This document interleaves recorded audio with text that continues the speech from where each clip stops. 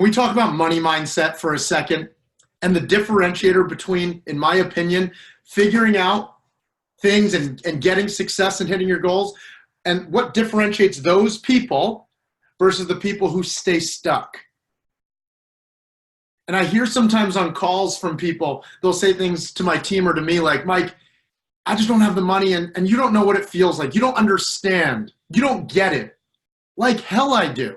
And it almost frustrates me and triggers me a little bit when I hear that, because I think people might say that just assuming I'm just trying to sell people on stuff. Or maybe I've always had money. Let me tell you three things. Number one, I didn't grow up with a ton of money. On top of that, my parents, they both grew up on farms. To just kind of paint the picture for you, the level of poverty that I saw, heard, and grew up around. My mom is one of five. And her grandma, my mom, hand sewed outfits for her and her four other siblings, so the five of them, and they each got three outfits. My grandma hand sewed one outfit, three outfits for each of them. One to work the farm every day after school, even as kids. The second outfit to go to school in. And the third outfit to go to church on Sunday. And I'm not sharing this for sympathy. I'm sharing this to relate and say, I do get it. Secondly, my mom's a teacher. So when I was born and I was a kid, it's not like I grew up around a ton of money. And number three, when I chose to open my own business after college, I thought I was going to crush it and make all this money, and I struggled hard. I struggled really hard. And I grew up hearing things like debt is bad, don't open a credit card, and things like that. And I remember so badly wanting to succeed and to prove to my parents and prove to myself that I made the right decision to start not this business, but the business when I graduated college. That I opened a credit card and put myself into debt for the very first time in my life just to pay for groceries and gas, just to keep that business open. So I do get it. And I have been there. And this isn't about competing or comparing, but for some people, I probably do get it even worse or even more than some. And a few of you are listening to this and you're feeling super financially resourced right now, and maybe you can relate to maybe the journey. Maybe you've been where I'm relating to. But for those of you who need to hear this, I think this is really important. And so there's a story from my childhood that I think helps really teach three important lessons that I want to share with you today. And growing up, I used to go to this basketball camp, this sleepaway basketball camp. I played varsity basketball through high school, and obviously I went to camps most of my life. And I grew up in a town that was somewhat affluent, and my family was more the middle class-ish family. Like I said, my mom's a teacher, so we didn't have quite the money that my friends and their families had where I grew up.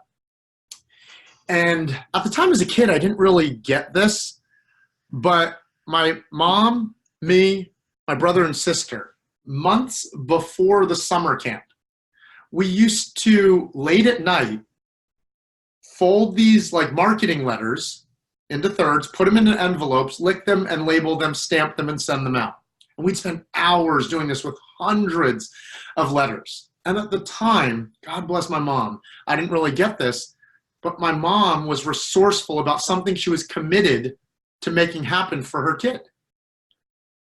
To the point where she went to the owner of the camp, who happened to be one of the gym teachers at the high school my mom teaches at, and she said, what do I got to do to make sure my son can go to the camp, because we can't afford it? And I guess, I wasn't there for the conversation, but I guess what happened is my mom was resourceful enough to find a way to do some of the marketing and some of the admin work as my family's way of paying a discount or paying the whole tuition for me to go to this week-long basketball camp, to pay for room and board, food, and the camp itself. That, yeah, some of my friends' families were able to pay, but probably in cash for it. But for my family, we had to be resourceful. And don't get me wrong, we probably could have found every excuse in the book why I shouldn't go. I had two other siblings, but it was important. And my mom always found a way to make sure that we paid for the things that mattered, to pay for the things that were important. And I learned three lessons from that I want to share with you that might challenge your thinking. And try it on like a shirt. If you hear these lessons and you're like, Mike, you're crazy, right? You can put the shirt right back on the rack. But three things that taught me is that when something's important enough, it shifts from what I call the two W's. There's things we want, and there's things we're willing to go get. And when we start treating things that we think we want, but we start treating them like musts, We find ways to get things done. We find ways to make them happen. But too many people are treating important areas of their life like nice tos versus need tos.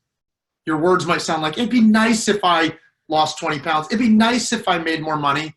But until you start treating that goal important enough that it becomes a need to, like I need to lose 20 pounds.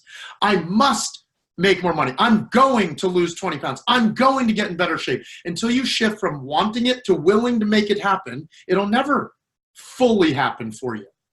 That's the first lesson I learned, is that what's important enough, you'll make happen. So from want to willing. The second lesson is from delaying to deciding. My mom was proactive about figuring that out. She could have been like, we'll save up for it and we'll send you a couple of years from now. I might have developed my skills. I might never have played varsity ball. So I'm beyond grateful to my mom, not only teaching me these lessons, but treating my athletic development like an important must. And are you treating your own health, your own goals, your own life for your kids, your business, your own self important enough like it's a must? Are you treating it that important? Take control, because there's so many opportunities out there. So the second thing I learned are what I call the 2 Ds. There are people in this world that delay, and there are people in this world that decide. Do you know what the Latin root of side means? The definition of the Latin root of side is to kill off. Think about it. Pesticide, kill off weeds. Suicide, homicide, genocide.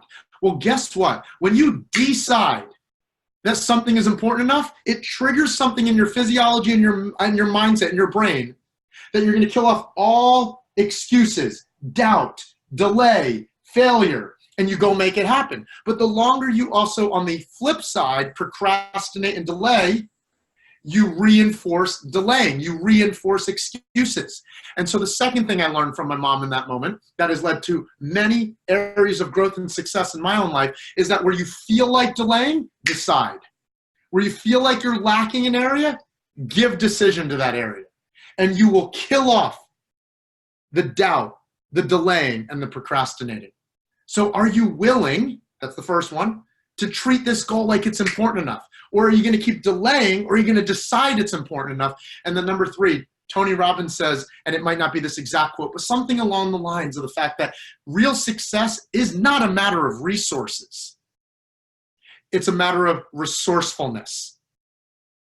There are over 10 million millionaires in America right now. And between 70 and 80% of them, they did not inherit it. They were not growing up millionaires. So they didn't have the resources per se. Yes, there are some that did, but the majority of millionaires today did not have the resources. It was a matter of resourcefulness. And resourcefulness only triggers in our brain. Resourcefulness meaning like, I'm going to find a way. Like a 140-pound mom who doesn't lift weights, but she sees her kid trapped under a car. How is that mom suddenly able to lift up a car? Because she treated her kid being trapped underneath that car like a must. She didn't delay, she just decided she was going to make it happen. And suddenly the resourcefulness comes up within us and all around us. The solutions are there for you. And so my question for you is that, because I hear that from people, and Mike, you don't get it. No, I do. But the difference is there's groups of people who are going to play victim and they're going to stay stuck. And it pains me and it kills me because they find every reason to treat an important area of their life more like a want, which causes them to delay. And they focus too much on just the resources they see in front of them. And you see them 1 year, 3 years, and 5 years stuck in the same exact place that they were stuck in when they felt that way. And then there's a second group of people that inspire the hell out of me, and it's like my mother. They treat important things like a must. They decide they're going to make it happen, and they go find solutions. They become resourceful instead of being focused on just their lack of resources. And so if you needed to hear this training, not just for this goal, but to apply it to any area of your life, I hope it helped you. We'll see you on your call. I'm excited to serve you, and I'm excited to talk to you, and I hope this helped. I'll talk to you soon.